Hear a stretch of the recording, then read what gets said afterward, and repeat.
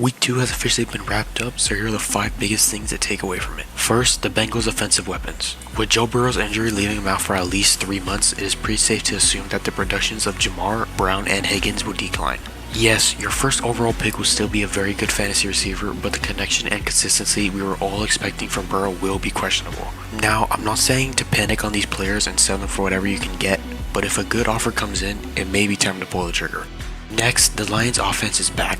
Last week was a fluke, as they went from 13 points against the Packers to 52 points against the Bears. Literally every fantasy player went off except maybe Sam Laporta, but I'm not too worried about him. This offense was arguably the best in the league last year, and their performance this week indicates that Ben Johnson wasn't as big of a factor as we thought.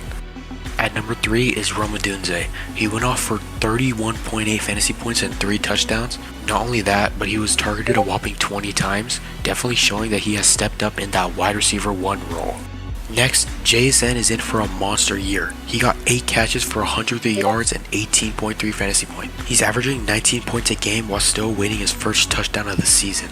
With DK gone, there's really no other receiver on the Seattle offense that could steal targets from him. I would definitely consider him permanent starter going forward, sliding into the wide receiver 2 role. Finally, let's talk about the rookies. Emeka and Warren both did great this week, and Hunter also got some targets as well. Emeka has 3 touchdowns in his first 2 games, and the Bucs were giving him a lot of opportunities. Warren is also a very great player for the Colts offense and was one of the highest scoring tight ends in week 1. All in all, week 2 gave us plenty to think about with a lot of breakout performances and things to take away from it.